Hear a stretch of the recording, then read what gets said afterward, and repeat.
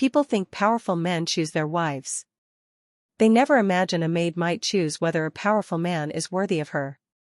The rain had been falling since dawn, turning the long winding driveway into a ribbon of silver that reflected the towering mansion ahead of me. Every step I took made the worn soles of my shoes sink slightly into the wet gravel, and I tightened my grip around the small canvas bag that held everything I owned for the next 12-hour shift. At 25, I had cleaned enough houses to know that wealth always sounded the same. Expensive fountains. Luxury cars. Iron gates that opened without anyone touching them. But the Callahan estate felt different. It didn't welcome visitors. It judged them before they even crossed the front entrance. I paused beneath the massive stone archway, brushing rainwater from my blonde hair before ringing the brass bell beside the oak door. Within seconds, it opened. An older woman wearing an elegant black uniform studied me through thin silver glasses. "Emily Carter?" she asked. "Yes, ma'am." She nodded once. "I'm Margaret, the house manager. Be punctual. Be invisible. Never ask questions that aren't your business." I offered a polite smile and stepped inside. Warm air wrapped around me immediately, carrying the scent of polished wood, fresh lilies, and coffee so rich it almost made me forget I hadn't eaten breakfast. Marble floors stretched farther than I could see beneath crystal chandeliers that scattered soft light across paintings older than my hometown. I had cleaned apartments where entire families shared 2 rooms. This place had hallways larger than those homes. Margaret walked briskly, expecting me to keep pace. "There are 23 employees," she said. "Most have been here for years. Follow instructions and you'll do fine." She stopped before a grand staircase that curved upward like something from an old movie. Her expression hardened. "One more thing. If Mr. Nathaniel Callahan is in the house, do not speak unless he speaks first. Do not look directly at him. Do not delay him. Do not become memorable." I blinked. "Is he that difficult?" She didn't answer immediately. Instead, she looked toward the enormous front windows where black SUVs rested silently beyond the rain. "The people who work here don't survive by attracting attention." The words settled heavily between us, but I simply nodded. Bills didn't disappear because employers had intimidating reputations. My mother's hospital treatments weren't getting cheaper. Every paycheck mattered. Margaret handed me a neatly folded uniform. "You'll begin with the East Wing." I changed quickly and started dusting bookshelves taller than I could reach without a ladder. Every room looked untouched, as though perfection had become another household employee. Hours slipped by until I heard footsteps somewhere above me. Slow. Measured. Confident. Every conversation in the hallway stopped. Even the vacuum cleaner humming downstairs fell silent. I noticed something strange. No one looked up.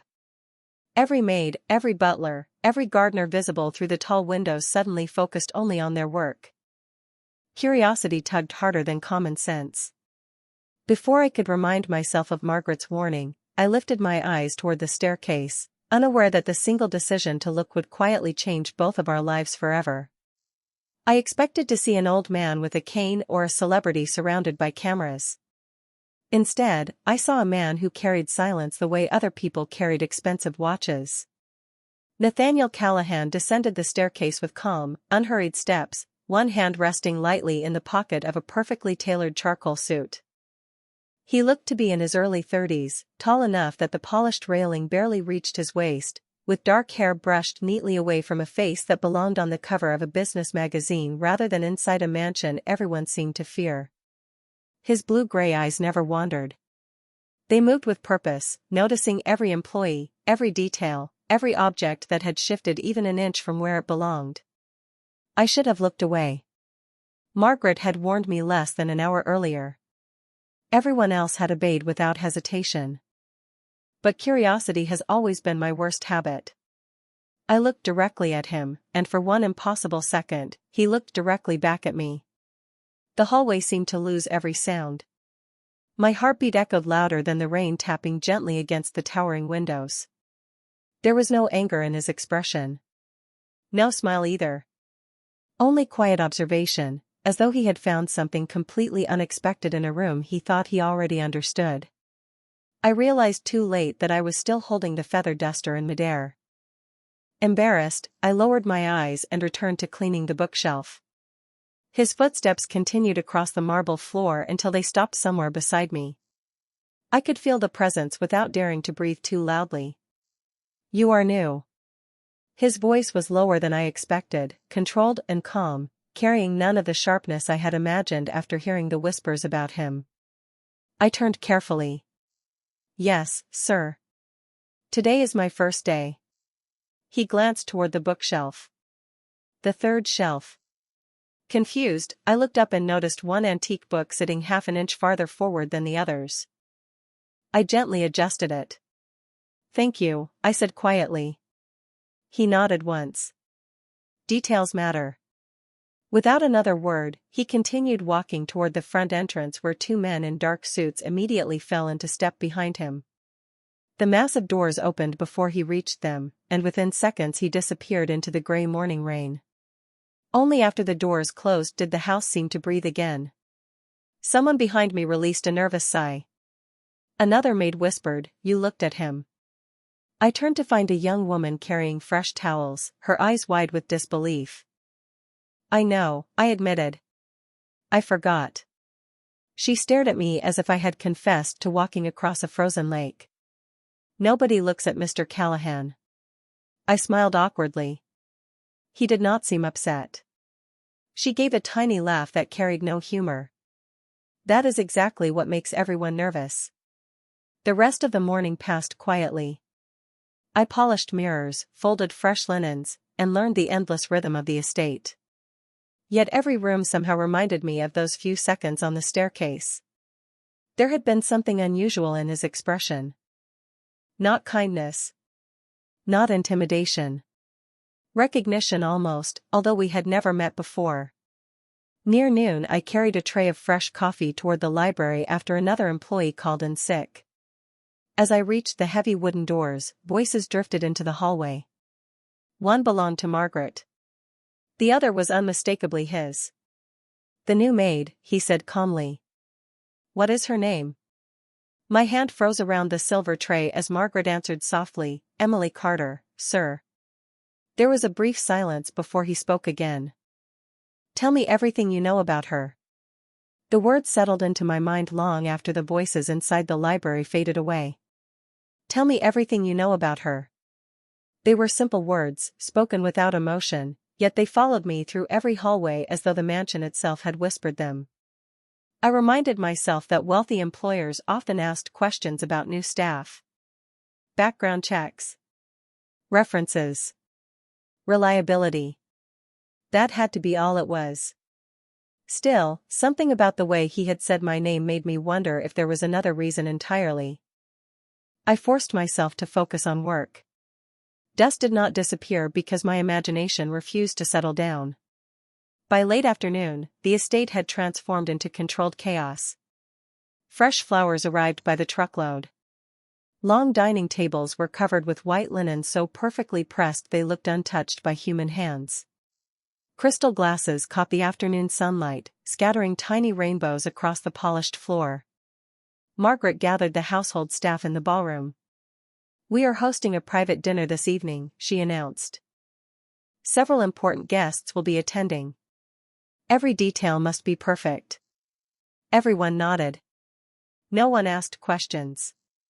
I was assigned to serve drinks before dinner.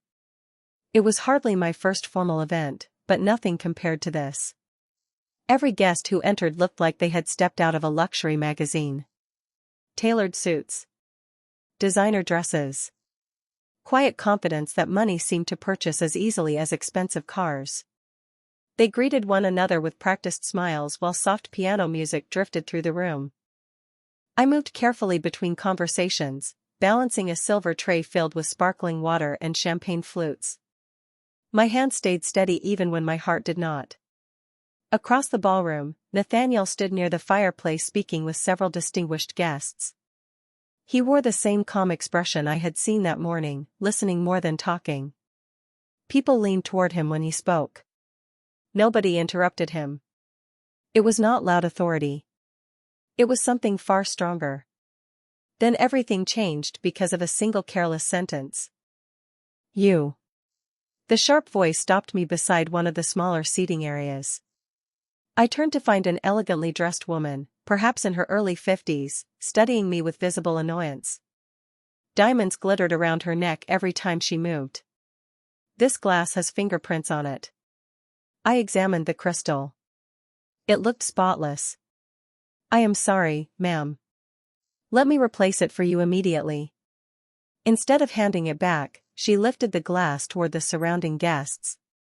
This is what happens when standards disappear. Anyone can become household staff these days. A few people exchanged uncomfortable glances. Others pretended not to hear. My cheeks grew warm, but I kept my voice even. I apologize for the inconvenience. She stepped closer. Do not apologize. Learn to do your job correctly. I reached for the glass without arguing. Pride did not pay medical bills. Before my fingers touched the stem, another hand accepted the glass first. Nathaniel. He examined it silently beneath the chandelier light. Seconds passed. The room seemed to hold its breath. Finally, he looked toward the woman. There are no fingerprints. His voice remained perfectly calm. She forced an awkward smile. Perhaps I was mistaken. He handed the glass back to me instead of her. Yes, he replied quietly. You were. No one spoke after that. The conversation around us dissolved into uncomfortable silence while the woman slowly lowered her eyes. Nathaniel did not look at me again. He simply returned to speaking with his guests as though nothing unusual had happened.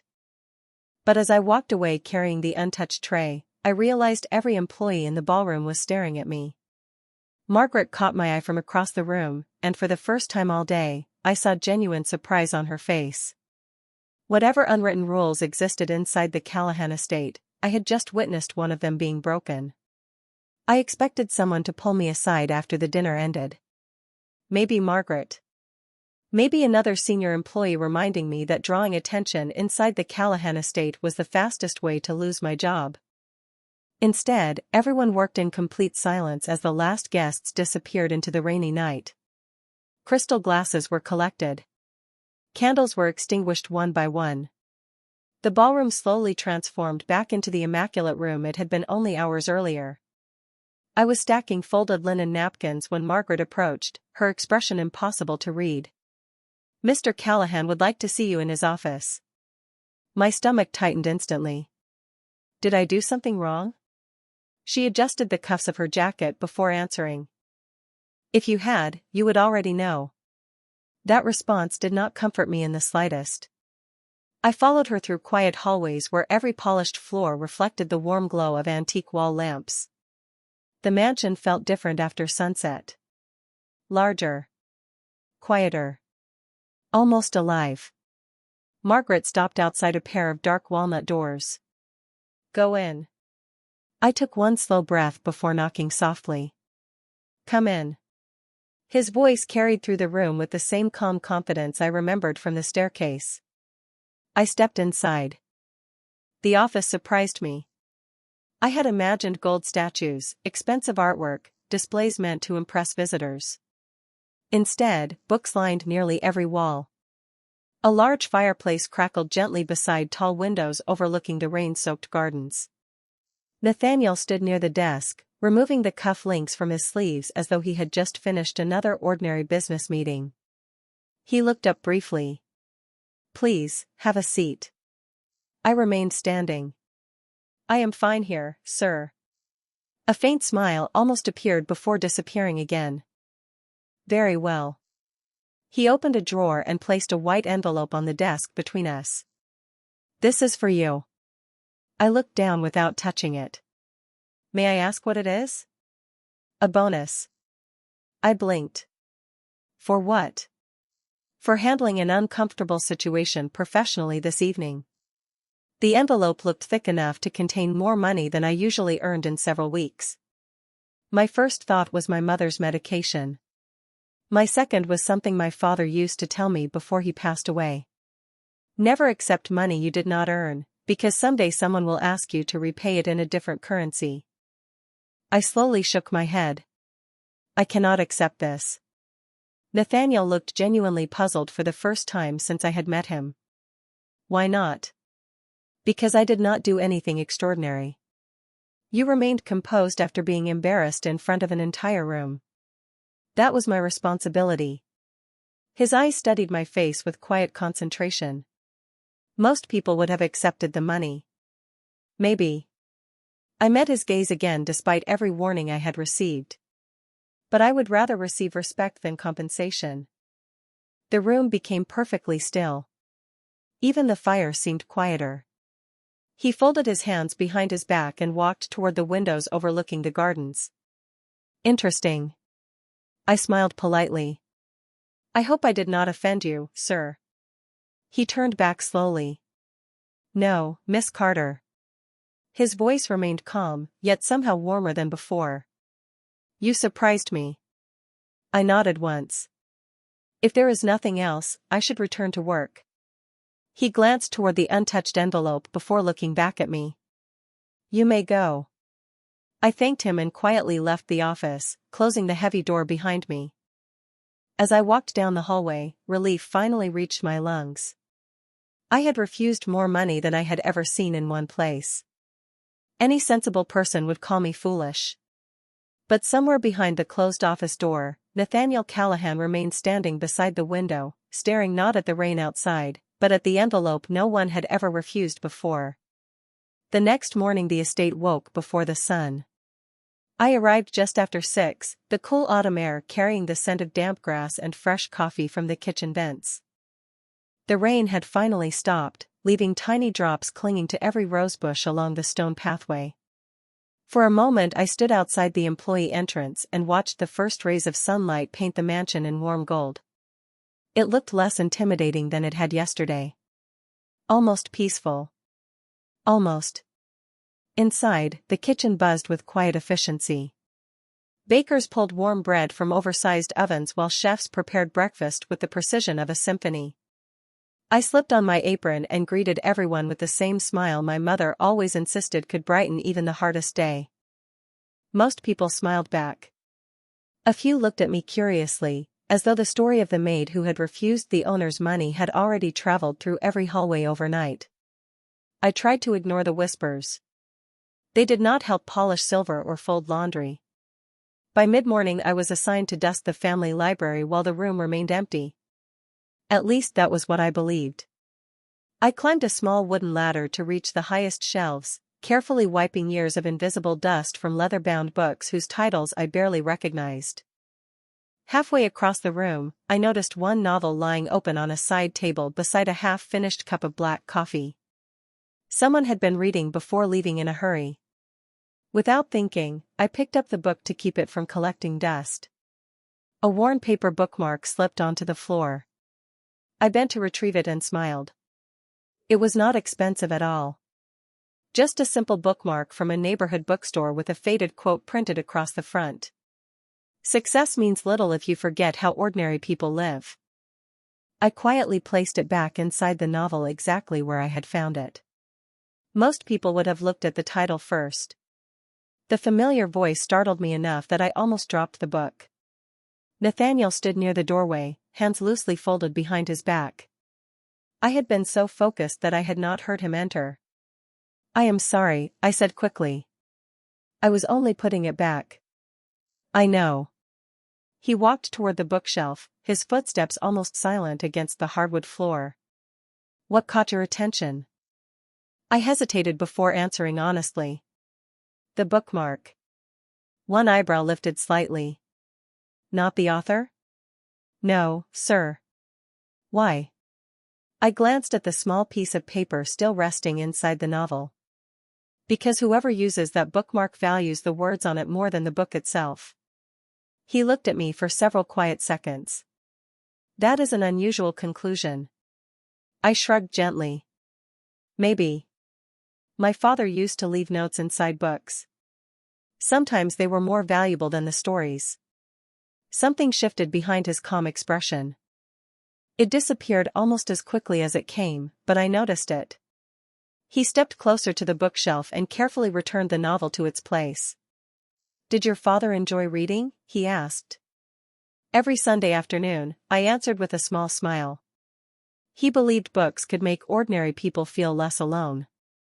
Nathaniel nodded once, his eyes lingering on the shelf instead of me. He was probably right. The silence between us felt comfortable rather than awkward.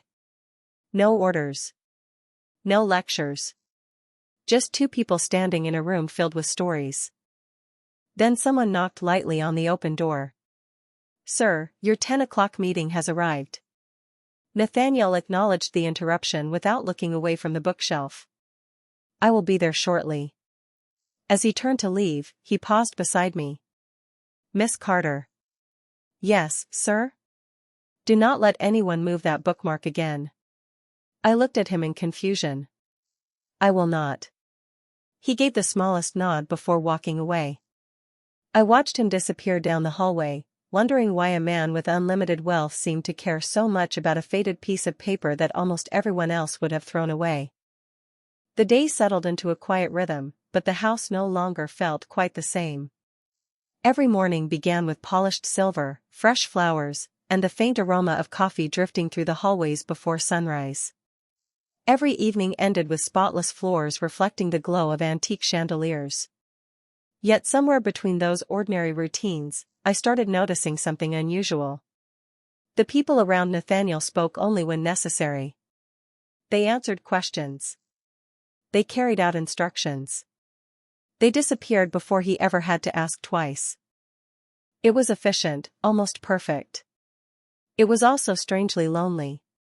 One Thursday afternoon I was arranging fresh lilies in the breakfast room when a young kitchen assistant hurried past carrying a tray stacked with porcelain dishes.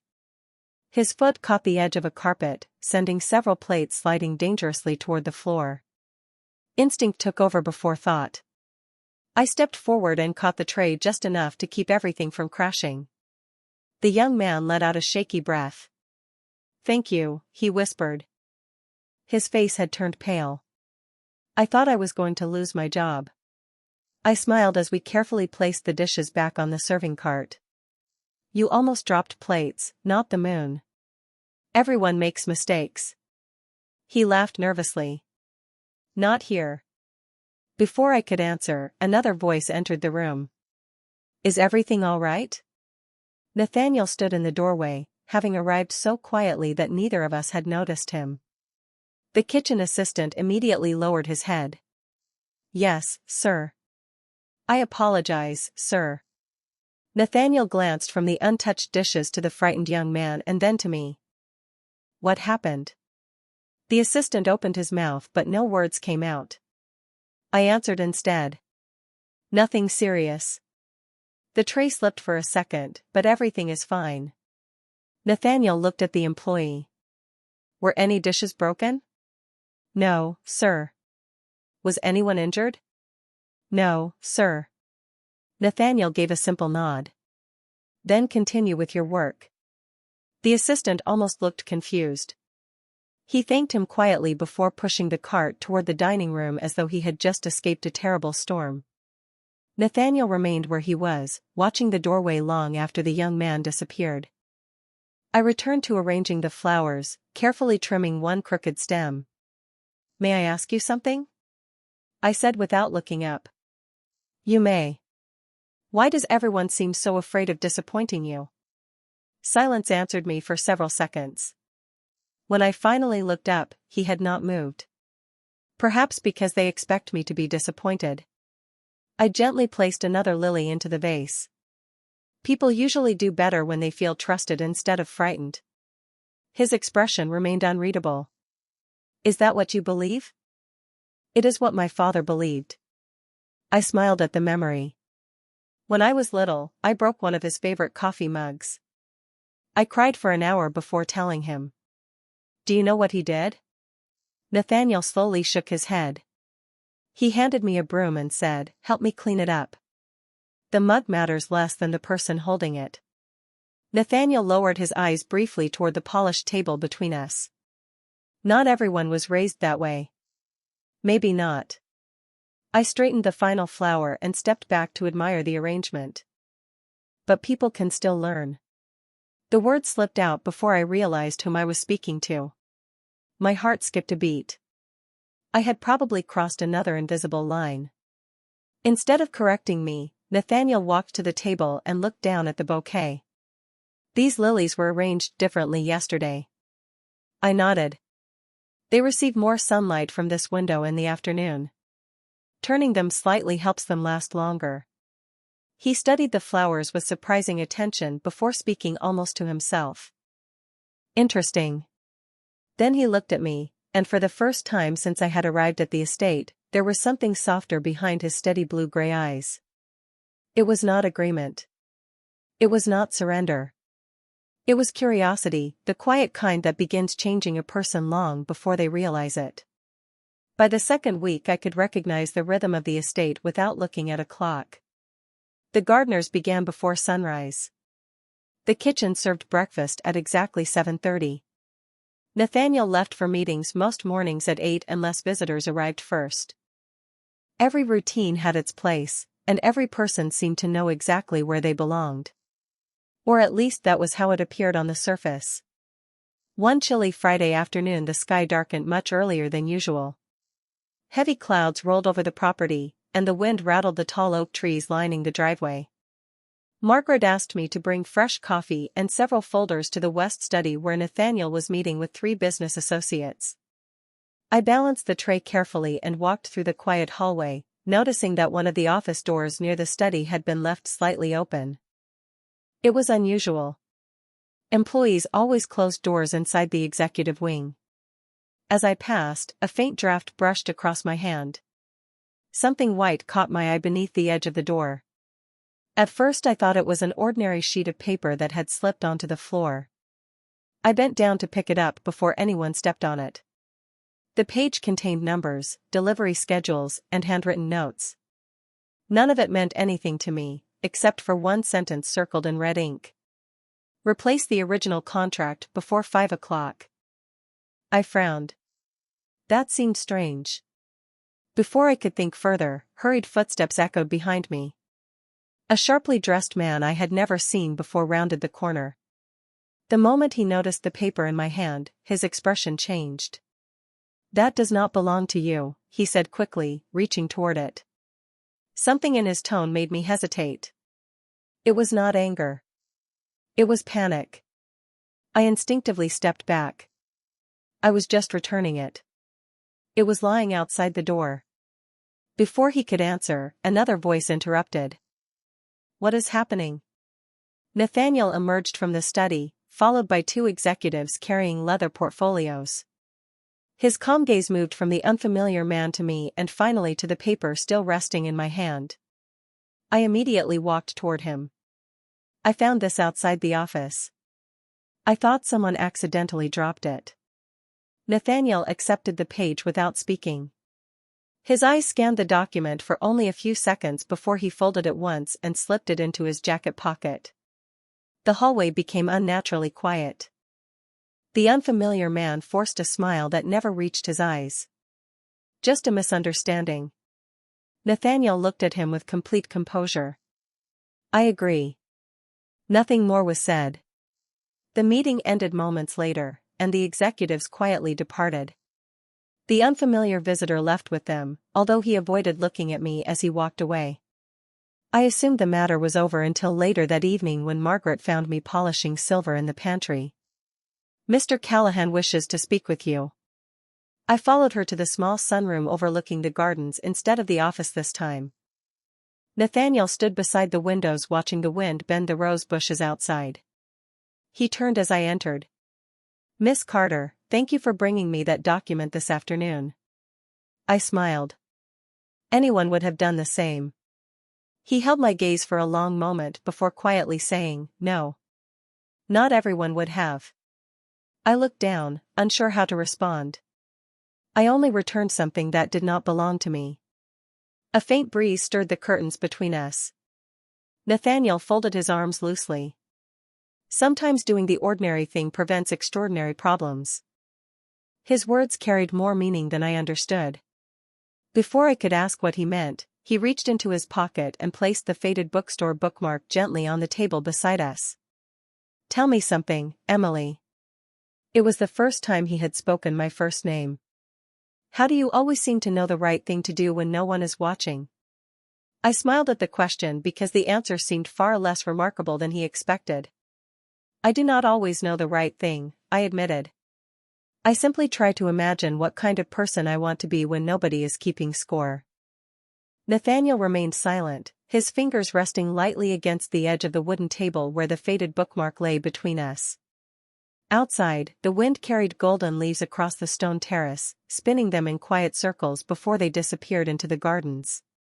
"My father used to say that character is built in empty rooms," I continued. "If you only do the right thing when people are watching, then you are performing, not living."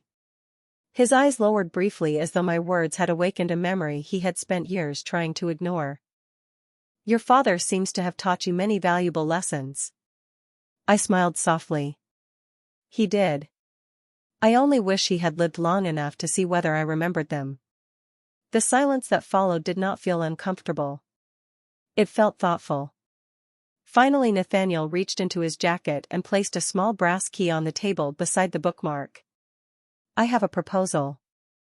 I looked at the key but made no move toward it. "The East Wing supervisor is retiring next month. The position includes a private apartment inside the estate, higher pay, and responsibility for managing the household staff." My eyes widened in surprise. "Sir, I have only worked here for 2 weeks." "I am aware. There are employees who have devoted years to this house." "Also true." He folded his hands calmly. "Yet none of them have changed this house the way you already have." I almost laughed because the idea seemed impossible. "I have only arranged flowers and polished silver." "No." His voice remained gentle but certain. "You have reminded people that kindness does not reduce discipline. You thanked employees no one else noticed. You encouraged a frightened assistant instead of criticizing him. You made Margaret smile yesterday." I blinked. "Margaret smiled?"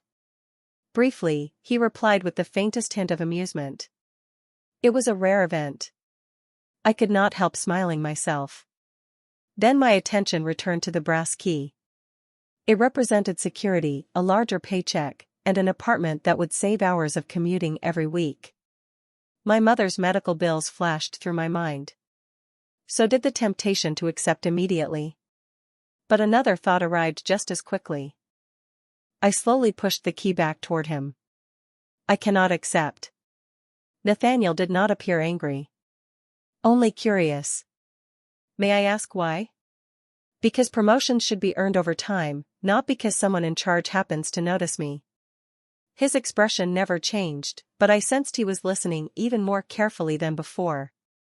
If the other employees believe I received special treatment, I would lose their trust before I ever deserved their respect. I paused before adding quietly, "I would rather clean floors honestly than manage people unfairly." Nathaniel looked at the key for several long seconds before picking it up again. "You continue to refuse everything I offer." "Not everything." I met his eyes with a small smile. "I accepted this job." A quiet laugh escaped him before he seemed to realize it had happened. It lasted barely a second, but it transformed his entire face, making him look years younger. I had not expected the most intimidating man I had ever met to have such an ordinary laugh. At that exact moment Margaret appeared in the doorway carrying the afternoon schedule. She stopped as soon as she heard it. Her eyes moved from Nathaniel to me, then back again. The surprise on her face was impossible to hide. Nathaniel noticed her expression but said nothing. Instead he slipped the brass key back into his pocket and turned toward the window once more. "Very well, Miss Carter," he said calmly. "You may return to work." As I quietly left the sunroom, I did not see Nathaniel watching my reflection disappear through the glass, or hear the words he spoke so softly that only the empty room could answer. Perhaps she is the first person who has ever reminded me that respect cannot be purchased. 3 weeks passed before I realized the mansion had quietly become part of my life instead of merely the place where I worked. I knew which hallway caught the first morning sunlight, which gardener secretly fed the stray birds before anyone arrived, and exactly how Margaret liked the roses arranged in the front foyer. The estate no longer felt cold. It felt carefully guarded, as though warmth had always existed somewhere beneath the polished marble, simply waiting for someone to notice it. Then my phone rang just before sunrise. The sound alone made my stomach tighten. Hospitals rarely called with good news before 6 in the morning. I stepped outside the employee entrance before answering. Emily Carter speaking.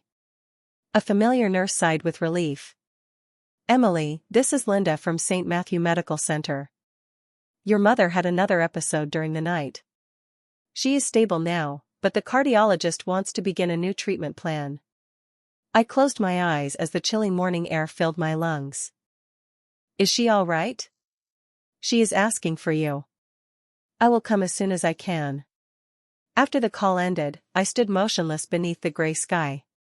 The treatment my mother needed was one our insurance had only partially approved. Even with my savings, I had been quietly calculating bills every night before going to sleep. I had never regretted refusing Nathaniel's money until that moment. I reported to Margaret and requested the afternoon off. She studied my face for only a second before nodding. Go. Family comes first. I thanked her and caught the first train into the city after finishing the most urgent morning tasks. My mother looked tired when I entered her hospital room, but she smiled the instant she saw me. You look exhausted, she whispered. I laughed softly. I learned that from you. We spent hours talking about ordinary things. The weather. Old family recipes. My father. I deliberately avoided discussing bills because she always blamed herself for them. Before leaving, I stopped by the billing office to ask about the estimated cost of the recommended treatment. The number on the printed estimate stole the air from my lungs. It was far beyond anything I could manage without taking on another job. I folded the paper carefully and slipped it into my purse before walking outside. The autumn wind felt colder than usual. During the train ride back to the estate, I stared at the passing neighborhoods without truly seeing them. I had always believed hard work could solve almost anything. For the first time, effort alone no longer seemed enough. When I arrived, the mansion appeared unusually quiet. Margaret met me near the entrance. Everything is all right, she asked gently. I forced a smile that convinced neither of us.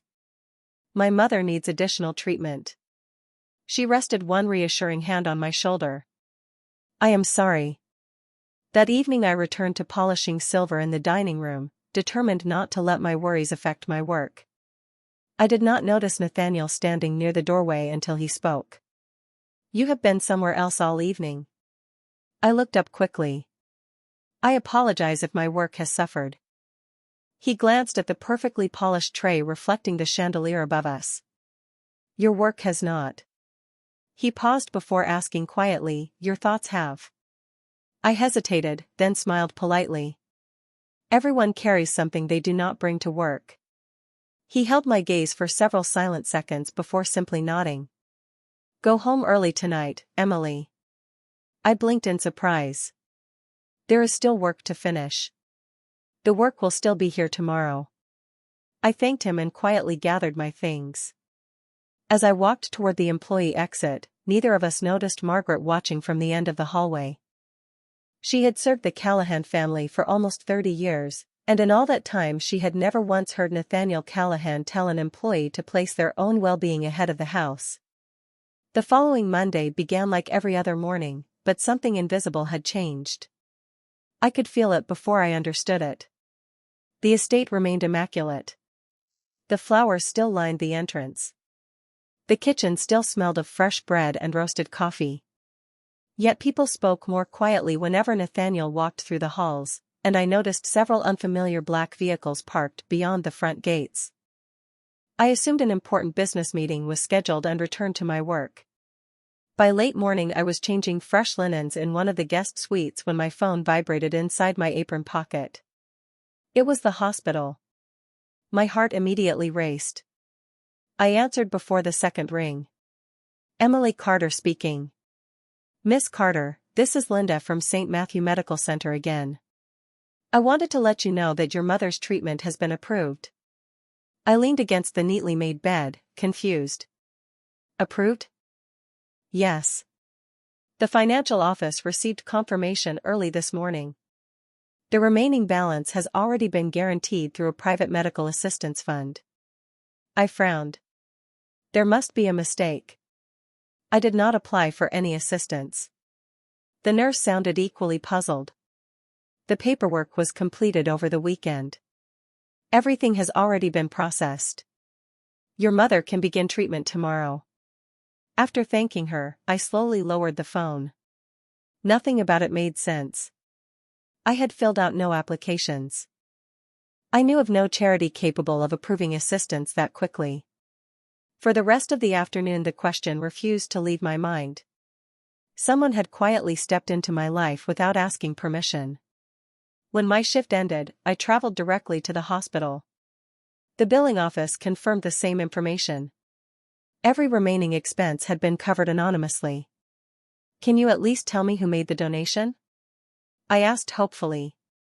The receptionist smiled apologetically. The donor requested complete confidentiality. I thanked her and visited my mother, forcing myself to smile through our conversation. She seemed lighter than I had seen her in weeks, excited about finally beginning treatment without worrying about the cost. I could not bring myself to tell her how little I understood what had happened. The next morning I returned to the estate carrying more questions than answers. As I crossed the main hallway, I noticed Margaret reviewing schedules near the library. May I ask you something? She looked up. Of course. Has anyone here ever supported local hospitals? Margaret considered the question carefully.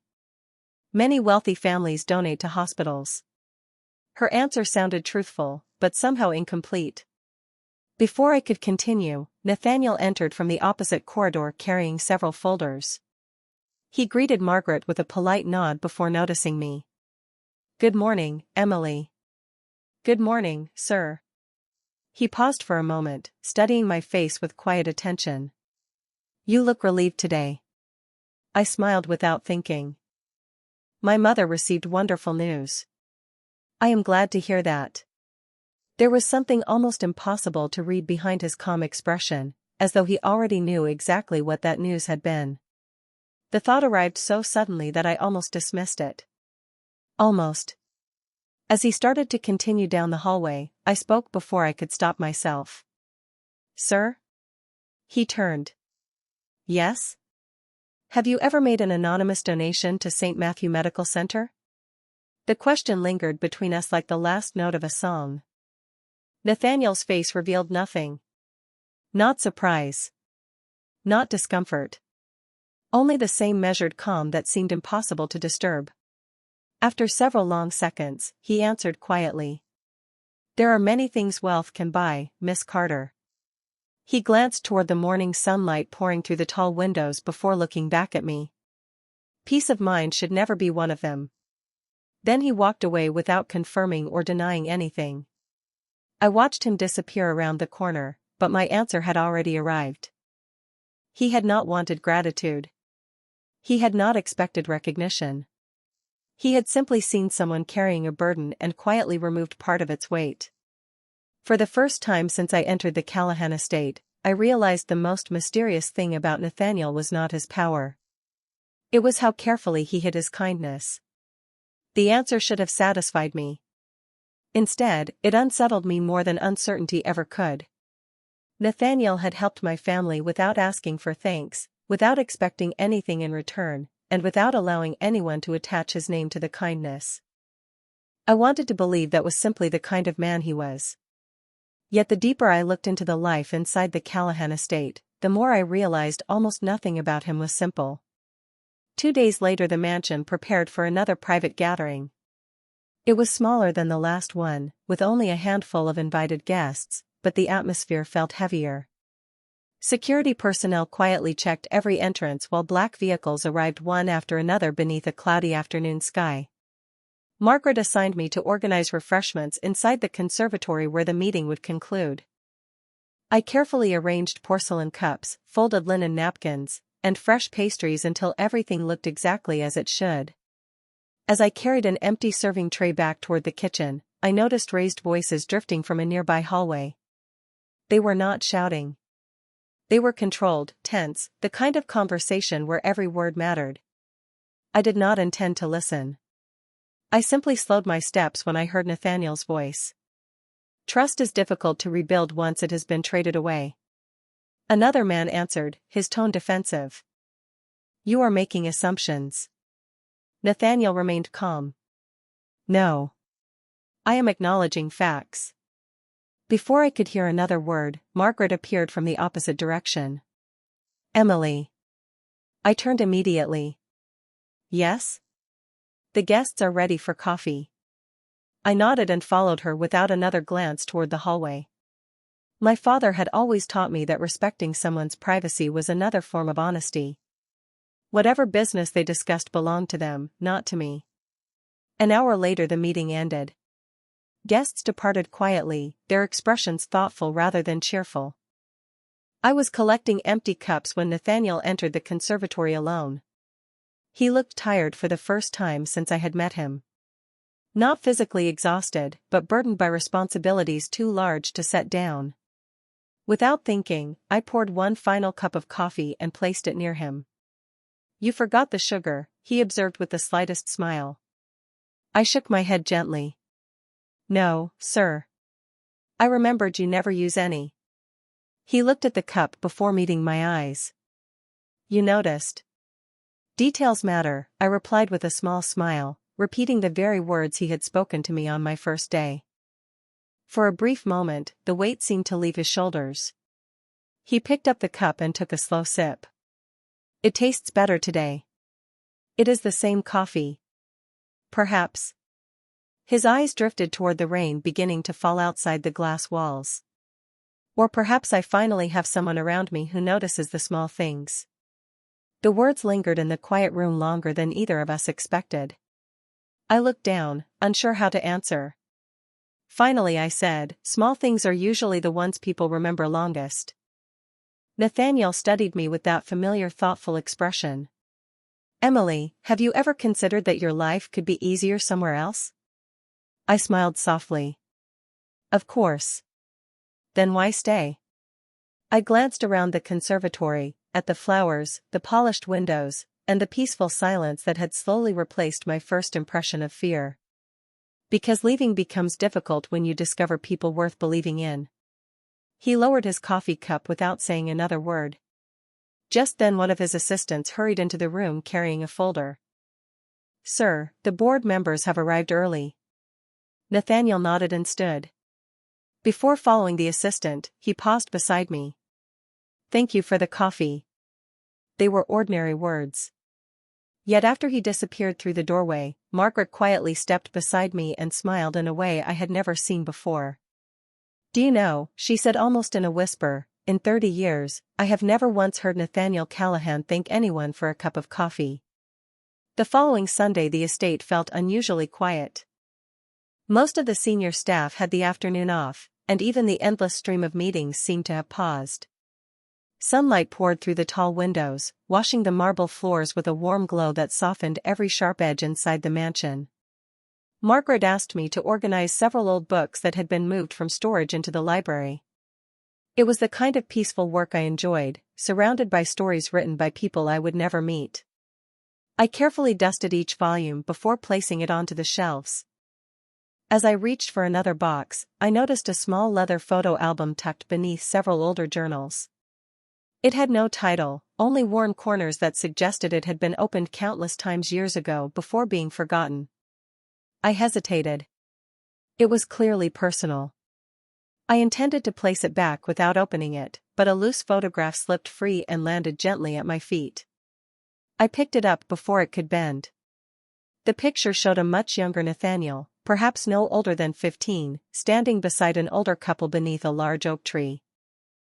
The boy in the photograph was smiling openly, the kind of smile I had never seen on the man who now owned the estate. Before I could return the photograph to the album, a quiet voice spoke behind me. That was taken the summer before everything changed. I turned quickly. Nathaniel stood near the doorway, not upset, not surprised, only thoughtful. I immediately held out the photograph. I am sorry. It slipped out when I moved the album. He accepted it gently and looked at the image for several silent moments. You have nothing to apologize for. His fingers rested lightly against the edge of the photograph before he returned it to the album. My parents loved this library, he said quietly. They believed a home should always contain more books than trophies. I smiled softly. I think I would have liked them. A faint sadness crossed his face, but this time he did not hide it. You would have. We stood in comfortable silence until he unexpectedly opened the album again and showed me another photograph. His parents were laughing over a simple picnic blanket, completely unconcerned with appearances or wealth. My father built this company, Nathaniel said. My mother taught him to remember every employee's birthday. He gave a small, reflective smile. After they passed away, I focused on protecting everything they created. His voice grew quieter. Somewhere along the way, I forgot why they created it in the first place. I looked around the library filled with sunlight, books, and memories that still seemed alive despite the passing years. You did not forget, I said gently. You only buried that part of yourself because losing people hurts. He looked at me as though I had spoken a truth he had never admitted aloud. Do you always see through people so easily? I smiled. No. I only listen when they stop pretending. He closed the album carefully and placed it back onto the shelf. Emily, I owe you an apology. I stared at him in surprise. For what? He folded his hands calmly. When you first arrived, I saw you as another employee to manage. I measured your value by your work instead of your character. His eyes met mine with complete sincerity. I was wrong. I had never imagined a man with his influence would apologize so simply, without excuses or pride. I shook my head gently.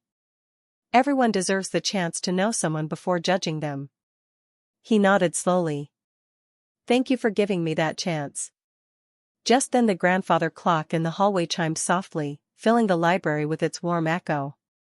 Nathaniel glanced toward the sound before looking back at me. You have changed more than this house, Emily. As he quietly left the library carrying the old photo album, I realized something remarkable had happened without either of us noticing. The most powerful man I had ever met was no longer teaching me how his world worked. He was allowing me to remind him how the world was supposed to work. The first snowfall arrived earlier than anyone expected. By dawn the Callahan estate had been transformed into a quiet world of white rooftops, snow-covered gardens, and towering oak trees wrapped in shimmering frost. I stood outside the front entrance for a moment before beginning my shift, watching tiny snowflakes settle onto my coat sleeves. My father used to say that snow had a way of making the loudest places feel peaceful. For the first time since I had arrived at the estate, I understood exactly what he meant. The entire household had gathered in the grand ballroom that evening for the annual winter charity gala hosted by the Callahan Foundation. Doctors, teachers, firefighters, local business owners, and longtime employees filled the room alongside distinguished guests. Unlike the previous formal dinners, this celebration felt warmer. Children from the community laughed near the enormous Christmas tree while musicians played soft holiday melodies in the background. Margaret handed me a tray of sparkling cider and smiled. You have no serving duties tonight. I looked at her in surprise. Then why am I here? She gently adjusted the ribbon on my simple navy blue dress. Because sometimes people deserve to witness the difference they have made. Before I could ask what she meant, the ballroom gradually grew quiet. Nathaniel stepped onto the small stage beneath a crystal chandelier. He was dressed in a classic black tuxedo, yet somehow looked less intimidating than the man I had first seen descending the staircase weeks earlier. He thanked the guests for supporting the foundation before speaking about generosity, responsibility, and the importance of treating every person with dignity regardless of title or position. Then his eyes found mine across the crowded room. There is one more person I wish to recognize tonight. Hundreds of faces turned in my direction. My heart immediately began racing. Nathaniel slowly walked down from the stage until he stood only a few feet away. The room became so quiet that I could hear the fireplace crackling across the ballroom. When Emily Carter first entered this house, he said calmly, I believed I was welcoming another employee. He paused, his voice steady but unmistakably sincere. Instead, this house welcomed its greatest teacher. I shook my head almost instinctively. Sir. He smiled gently. You reminded me that leadership begins with listening. That respect cannot be purchased. That kindness is never weakness. You changed this estate without demanding anything in return. My eyes filled with tears I had promised myself I would never shed in front of a crowd. Nathaniel reached into his jacket, but instead of removing a key or an envelope, he took out the small faded bookstore bookmark that had quietly connected so many moments between us. He looked at it for a second before placing it carefully into my hands. Then, to the astonishment of everyone in the ballroom, he lowered himself onto one knee. There was no dramatic music. No grand speech rehearsed for applause. Only complete honesty. Emily, he said softly, I once believed the strongest people were those who never changed. You proved that true strength is having the courage to become better. His blue-gray eyes never left mine. I do not want someone beneath me. I do not want someone who simply works beside me. I want the woman who reminded me who I was before success became more important than character. Will you marry me? I looked around the ballroom and saw smiles instead of shock. Margaret quietly wiped away a tear. The young kitchen assistant grinned from ear to ear. Even the guests seemed to understand that they were witnessing something far greater than a proposal. I looked back at Nathaniel and smiled through my tears. Yes, I whispered. But only if you promise me one thing. He nodded immediately. Anything. I gently closed his fingers around the old bookmark. Promise that every person who walks through your doors will always be treated with the same dignity you finally remembered to give yourself. A quiet laugh escaped him as he stood and slipped the engagement ring onto my finger. I promise. Outside, fresh snow continued falling over the gardens, covering every old footprint until the path ahead looked completely new. And in that peaceful silence, I finally understood the lesson my father had spent a lifetime trying to teach me. Power may open doors, wealth may build remarkable homes, but only humility can turn a house into a family, and only respect can turn love into a place where two hearts truly belong.